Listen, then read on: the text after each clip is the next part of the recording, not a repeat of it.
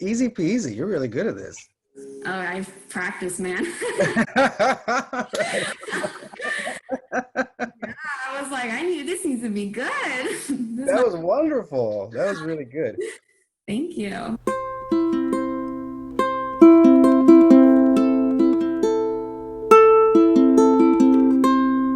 Hello, Karina Alvarado. Welcome Hi. to La Cima Memorias.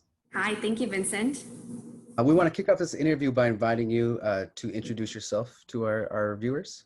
I am a student at St. Martin's University. I am entering my fourth year in the fall. So I'll be graduating from there, hopefully, si Dios quiere, May 2021, with my bachelor's degree in elementary education and with a minor in special education.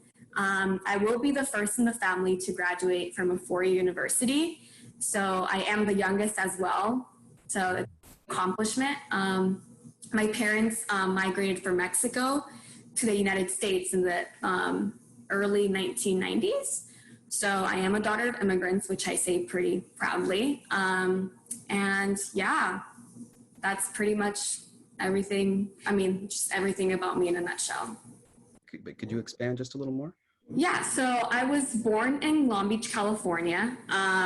Obviously, my parents came here way before, years before I was born. They came from Mexico. My mom is from Michoacan and my dad is from La Ciudad de Mexico. So they came here together. They had me a couple years later. I lived in Long Beach for, I would say, 6 years. And then I moved before I turned 7 to Washington State. And I've lived in Washington State ever since then. So, yeah. So elementary school and all the rest. Yeah, I've been in Everett, yeah. And then I moved to Lacey, Washington once I got accepted into St. Martin's and knew I was going to attend for the next 4 years. How did you choose St. Martin's? I went to a college and career fair at St. Martin's. I was, at Everett High. I graduated from Everett High School. I was an avid. So junior and senior year, we were really expected to obviously start, especially junior year, we were like, we need to start getting you guys ready. So I went to a college fair and I saw a whole bunch of booths, and St. Martin's was the one that didn't have a lot of people in line to talk to the counselor. So I was like, you know what, I'll go there. I'm Catholic. I've heard great things about private universities, great scholarship opportunities. So I was like, why not? So I talked to the admissions counselor. Her name was Karina, like me, and we started talking. She gave me her email. I talked to her about my SAT scores, my GPA, and she was like, honestly, with what you're going on, with everything you're doing right now, you're going to get amazing scholarships. So I applied, I got in, and I got a great scholarships. So yeah, I pretty much got a full ride to St. Martin. So I was like, you know what? It's meant to be. I'm going there. That is wonderful. Yeah. Shout out to that. I'm studying to become a teacher. So I'm majoring in elementary education and I'm getting a minor in special education. I feel like I would be an even better teacher, knowing obviously what some students go through. Special education is a lot of students sometimes placed in there just because they're bilingual and they don't think that they're capable enough. And it's just like, no, that's not what special education is about. So now learning about special education is really helping me. And I really, really feel that will help me become a even better teacher. But yeah, that's what I'm studying right now. I was going to go into law at first because I was like, I want to be an immigration lawyer maybe one day. I was also like, you know what, like I love working with kids, and if I want to see at least a little bit of change, I have to start by trying to mold minds, by trying to have respect for everyone. And I felt like being a teacher and having those students for 9 months would give me an opportunity to really, really make an impact. Can you tell me about what La Cima means to you? La Cima is honestly, I think it's an amazing opportunity. It means so much, and I know that you come to La Cima, but you do not leave the same person. In those 5 to 6 days, you see a complete transformation. And I just think it's like an amazing, amazing experience to be able to experience it and to actually be able to see it as well as I was a JC and was able to see it. Well, as a first generation student, honestly, La Cima means and meant absolutely everything to me. You know, it was so hard navigating the education system and everything alone, pretty much, because I couldn't go to my parents. Obviously, they had different things going on and they didn't know how to navigate college and stuff like that.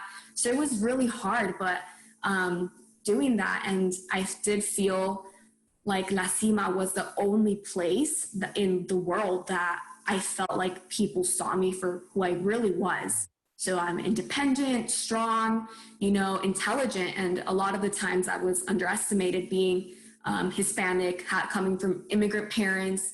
And I never knew that was, you know, it should be an asset. You know, I should try harder. I should try to do better, you know. So I felt like La Cima really opened the doors to a lot of things and really helped me discover that I did have a lot of potential. It was just in there, and with every challenge I did, I discovered more and more things about myself that I didn't know were there. It's the only place where I wasn't underestimated. Yeah, I mean, I was a delegate for 3 years, and I kept coming back because, you know, I had so many questions, and every single year those questions were answered, and it kind of undid my anxiety, you know. We all have those negative thoughts like, am I good enough? Am I going to, you know, what if I fail? But La Cima really helped me develop that growth mindset I needed in order to pursue the things that I wanted to. Yeah, honestly, I could say that without being a delegate, I don't think I would be where I am today. You know, I heard so many powerful stories that resonated with me, and it just helped me realize, like, wow, you could be one of them. You could, you know, share your story, and your story will have as much power as the one that's, you know, because I was influenced so much by a lot of the powerful stories by the speakers at La Cima. It was just, it means everything to me. And I was a JC last year, and it was just a powerful, powerful experience. Obviously different when you're a delegate to a JC, you see things a little differently, but it still makes such an amazing impact, whether you're a delegate or a staff. Is there a particular memory that you made at La Cima? Well, I went for 3 years. I met incredible people. I honestly could not pick one, but, you know, I think my biggest memories were just meeting new people. I don't know. I made so many memories that picking one is kind of hard, but the best thing that did happen to me at La Cima was getting to meet some of the most amazing people and staying in contact with them.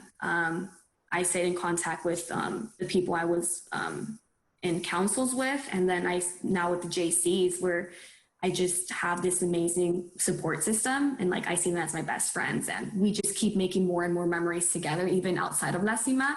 So I feel like that's like my biggest takeaway or best memories was just meeting new people and people that I would have never met ever, because we're all from all over Washington. So yeah. Like a social network, really. Yeah, for sure. Well, in a college, I mean. Yeah, but it's different. It's different in college because. No, I mean, JCs all being separate institutions, but all kind of having, you know, these college experiences. And yeah, and we would just all talk about them and, you know, complain sometimes to one another, like, oh my gosh, this is going on here. But at the end of the day, we're all just there for each other. And as being one of the older ones as well as a JCs, it's kind of nice to like help the younger ones out and be like, hey, like you're probably going to experience this and that. But yeah, so just supporting one another is great. Yeah. Thank you. In these times, what keeps you going in this moment? What motivates you?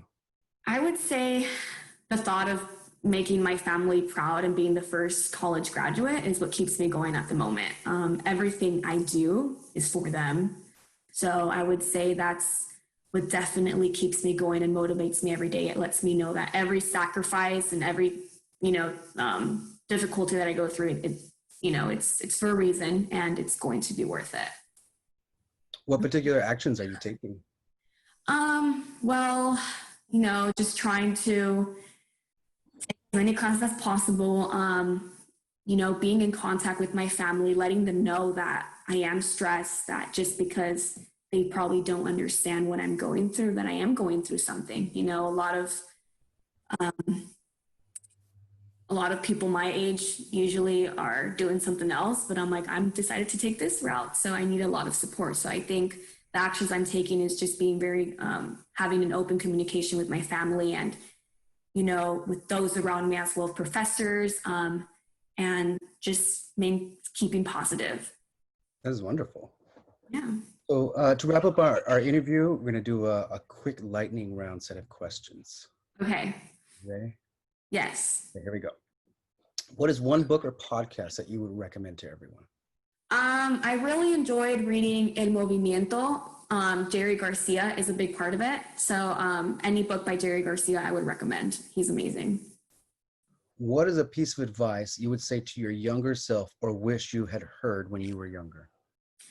I would say take risks, obviously responsible ones, and know that failing is okay. Because sometimes we're just so scared to fail, but that's the only way we'll learn. What is a call to action that you have for our listeners? Okay, so I once heard a very powerful quote by a speaker at the camp. He said, "They tried to bury us, but they didn't know we were seeds." So my call to action is to encourage you all to keep on growing, to keep on evolving, and to become the best version of yourself. Is there anyone that you would like to offer any gratitude or give thanks to? There's a long list, Vincent, but I will like to start with Ricardo Heredia and Vanessa Guzman for always believing in me and being amazing people. I did say that I wouldn't be where I am right now without La Cima, but they introduced me to La Cima. So I owe them a big thanks. Also, Irvin Enriquez, he's been there for me as well through hard times. And, you know, I want to give a big thanks to all of the JCs that worked with me in 2019 for making such a memorable and amazing experience. I want to also thank Griselda. She's the one that, you know, any question I had, I would ask her. She's the one that even gave me a ride to La Cima. So she's also an amazing, amazing person. I would really want to thank her as well. Yeah, just everyone, Sergio, Brenda, everyone, just for being so welcoming and for making my experience and the delegates' experience amazing. And I would want to thank you as well for, you know, starting this up for everyone and really making an impact. So, yeah. Thank you so much. Of course. Really appreciate your time.